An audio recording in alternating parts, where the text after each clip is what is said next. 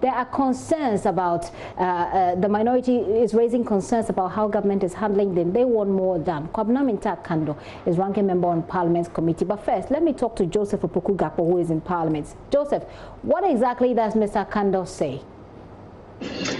He lays out a number of issues and claims that government is mishandling the ongoing conversation around dealing with the COVID-19 pandemic. He says that with the rising cases of those who are showing symptoms, they're the minority. They believe that it's getting to a time when the health facilities and the general health infrastructure will be overwhelmed to the extent that it will not be possible for them to actually cater for the number of cases. And to quote him, there'll be dead people on the streets. Those are some of the words that Mr. Kondo uses. He makes the point that they had been drawing government's attention to the need for government to actually complete what they say have been abandoned health facilities that the NDC was actually undertaking, but government didn't do that. Otherwise, those facilities could have now provided centers that could have been used for isolation and all. They say that they had recommended that government undertakes aggressive, massive testing so that then even in different parts of the country, people who are asymptomatic, government would ensure that they are tested so they don't end up spreading that. They say government hasn't done that. And as far as Kwabena Kondo is concerned, government has given up when it comes to the fight against COVID-19, and that currently it's everyone for himself and God for us all, which he says is very much out of place.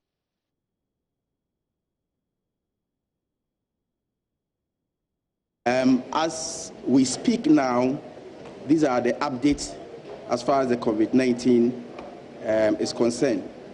Now we have recorded not less than 10,201 cases and about 3,755 recoveries, and we have about 48 deaths. For now, all 16 regions in Ghana now have recorded cases of COVID-19. And we think that the persistent increase in the number of COVID-19 infections in this country is evidence to the minority's position that the MPP government is not handling the management of this pandemic properly. President Nana Akufo-Addo has not listened to the many experts' advice to be conscious about the lifting of restrictions on the COVID-19. There are emerging signs that the health system will soon be overwhelmed by this pandemic. And I'll give you a typical example.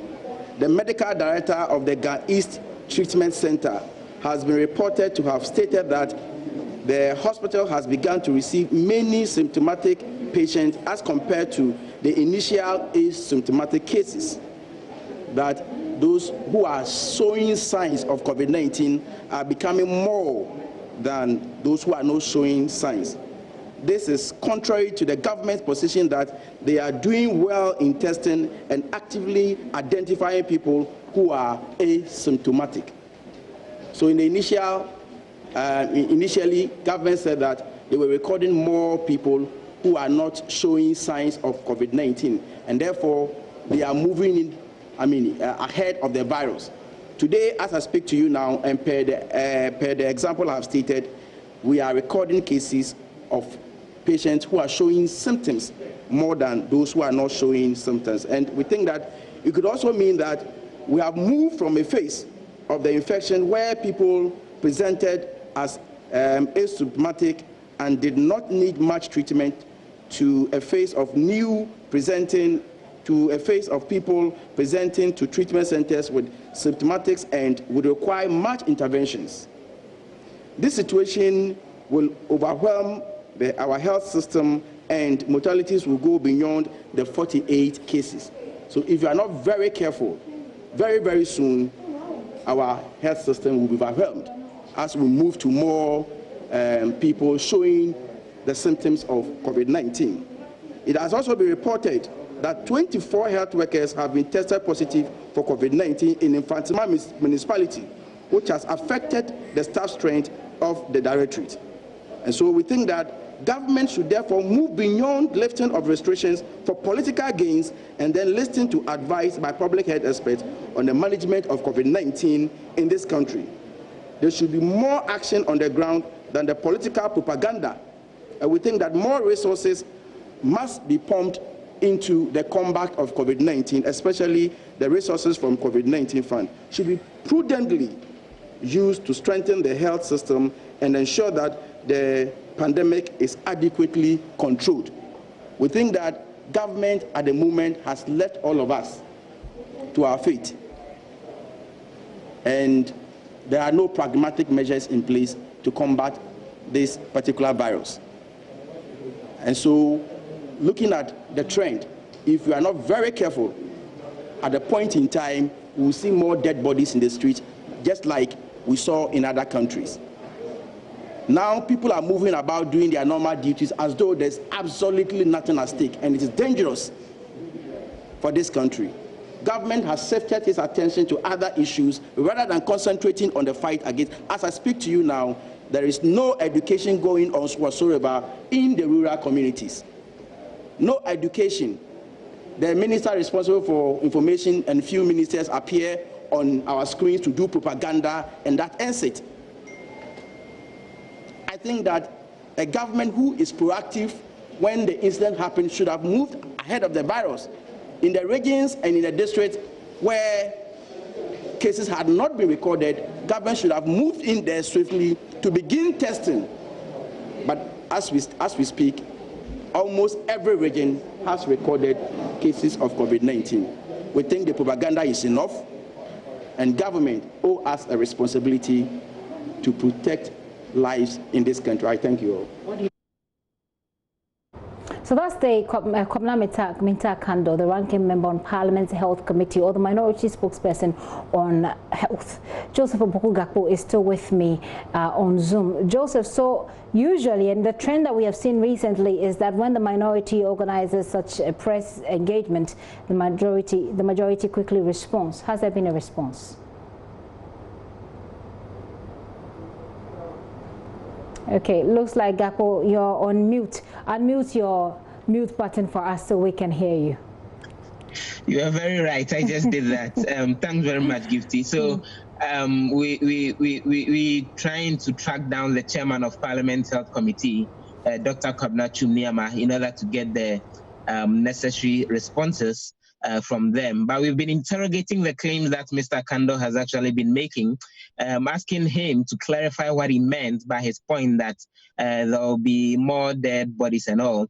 And he's been insisting that they think that with the rise in symptomatic cases, that is not something that government had been telling the public until the public health officials came out with those specific details. And for him, looking at the fact that there aren't enough available health infrastructure facilities, despite the advice that they say they give to government to complete various projects, so there are enough of those, then the health system will struggle in order to contain this particular situation. We've also been asking them about what they intend to do right here in Parliament, because as the people's representative, and the House which continues sitting, what will they be doing? And they indicate that they would be getting officials from the health ministry to come in to respond to questions on what is being done about the case of the rising symptomatic cases, so that then Ghanaians will be better protected. So I'm sure.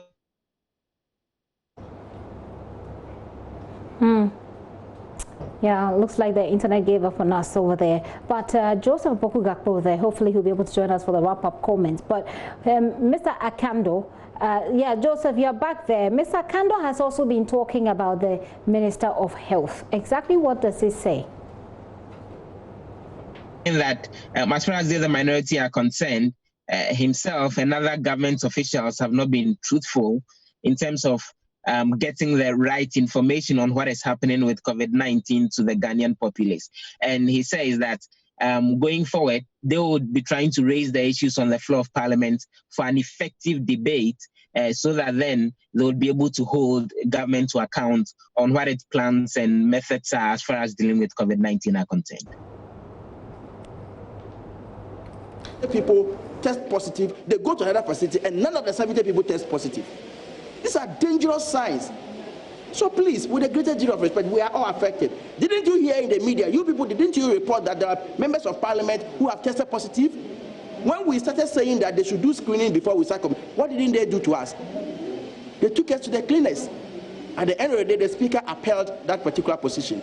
We even said that, look, let us be monitoring proceedings from our offices and moving as and when necessary. We said that we can close down Parliament and move in when there are emergency issues. What are we discussing on the floor of the House? That is so important and it's of emergency nature that we should be sitting in the midst, endangering our health.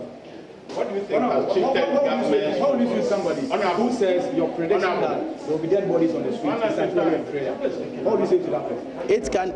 It can never be a prayer. I have consistently been telling you that I would in the health sector, since I became the ranking member of the health sector, I've consistently been telling you that I do not want to be vindicated.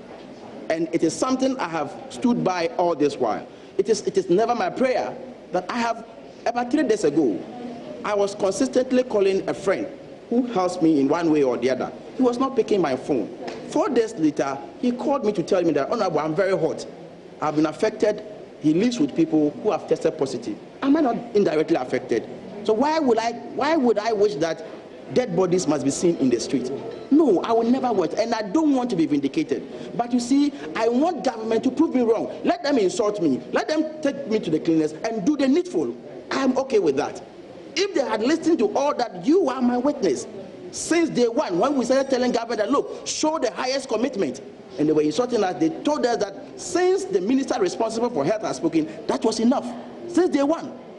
Give me one particular suggestion that hasn't come true, including the evacuation of students, Ghanaian students in Wuhan.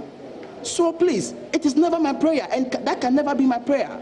Never, never, far from that. But then, if we are not very careful, and we sit as if God loves us more than any other person in this world, we will laugh at the wrong side of our mouth. Let's put pressure on government to do the needful. I can only talk and draw government's attention because we are in opposition. That is our responsibility. I'm performing my duty. But government holds public space to put those resources to judicious use. What do you think has shifted government's resources? Okay. Just Honorable. Yes. What do you think has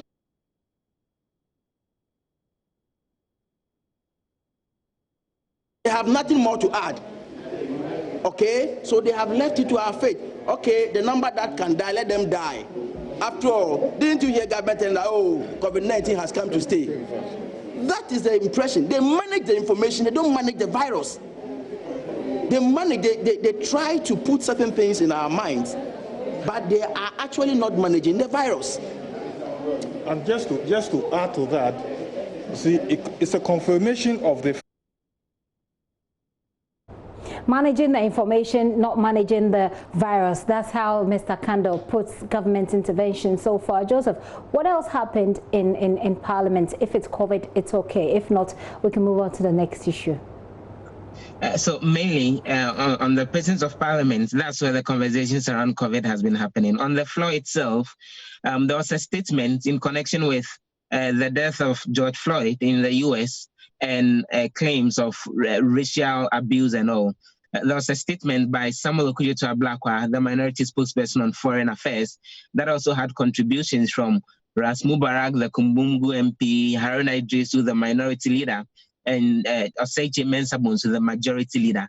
All of them essentially condemning the killing of George Floyd and urging the United States of America to take the necessary measures to ensure that they reform their police force and reform themselves as a society. And even citing some of the MPs citing their own experiences being abused racially in different parts of the world. And at the end of it all, there was a 1-minute silence here in Parliament House for George Floyd and his departed soul. So that's mainly what has been happening beside issues having to do with COVID-19. And we've also gotten the first Deputy Majority Whip, Matthew Nyindam, responding to the Supreme Court verdict earlier today and the directive that the NDC withdraws their case having to do with pulling brakes on the registration and dealing with the matter having to do with the voters register.